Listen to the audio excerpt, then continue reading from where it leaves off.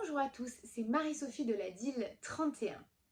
Vous êtes locataire et vous avez reçu une assignation à comparaître pour des impayés de loyer et vous encourez la résiliation du bail. Aujourd'hui, je vous explique comment se déroule une audience et ce que le juge attend de vous.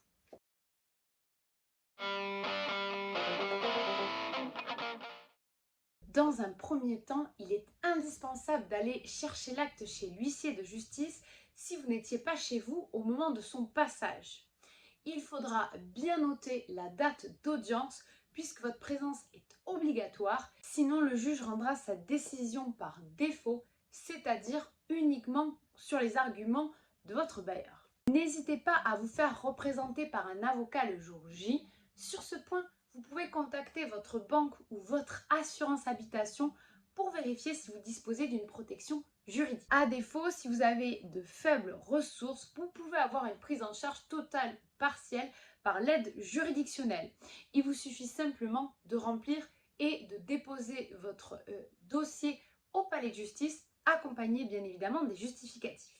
Si vous n'êtes pas disponible le jour J, vous avez le droit de vous faire représenter par un proche ou, dans des cas exceptionnels, de demander au juge un report de l'audience en lui écrivant et en accompagnant votre demande de justificatif, par exemple par le refus de votre employeur de vous octroyer un jour de congé en cas d'hospitalisation ou si votre dossier d'aide juridictionnelle est en cours. Le jour J, il est très important que vous ayez repris le paiement de votre loyer, même s'il s'agit d'un paiement partiel. D'ailleurs, il faut bien penser à indiquer à votre bailleur ou au gestionnaire à quoi vous affectez le paiement. Sinon, il vous l'affecte directement à la dette. Ce que le juge va le plus retenir, c'est quelle solution à la dette vous allez apporter. Est-ce que ça va être un échéancier, un dossier de surendettement, des demandes d'aide auprès des dispositifs locaux? Pensez à vous munir de tous les justificatifs dont vous disposez et numérotez-les.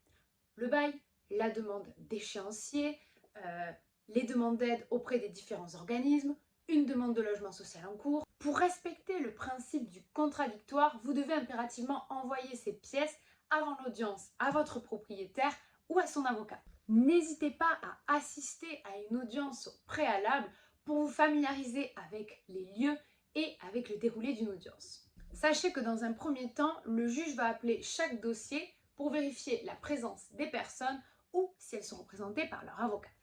Lorsque votre affaire sera examinée par le juge, vous pouvez vous rapprocher de son bureau et, à sa demande, exposer vos arguments en demandant par exemple un plan d'apurement de la dette. Il est indispensable de préparer en amont un petit résumé de votre situation et sur ce point, vous pouvez prendre rendez-vous avec un conseiller de la DIL pour qu'on vous aide à préparer cette audience. À la fin de votre explication, vous allez remettre le dossier au juge.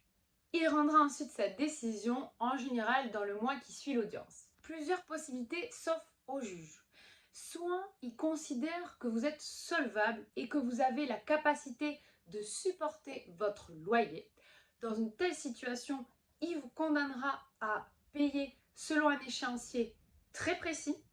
Il faudra en temps et en heure vous acquitter du loyer et des mensualités qui sont définies dans la décision de justice. Si vous ne respectez pas le moindre centime de cette mensualité, le bail sera résilié automatiquement et le propriétaire n'aura plus l'obligation de repasser devant le juge. Si le juge estime que vous êtes de mauvaise foi ou tout simplement que vous n'avez pas les moyens de supporter votre loyer avec un échéancier, dans ce cas, il peut tout à fait prononcer la résiliation de votre contrat de location et il peut vous condamner aux impayés avec ou sans délai de paiement. Dans une telle situation, simultanément, vous recevrez un commandement de quitter les lieux par huissier de justice et qui vous ouvrira actuellement un délai de 2 mois pour vous reloger. Bien évidemment, si vous présentez des difficultés pour trouver un logement, rapprochez-vous d'un travailleur social et écrivez au juge pour demander des délais supplémentaires. Si vous avez plus de questions sur la procédure, sur la demande de délai de paiement ou tout simplement si vous êtes propriétaire et que vous êtes face à des impayés de loyer de votre locataire, contactez-nous. Nos conseils sont neutres et gratuits.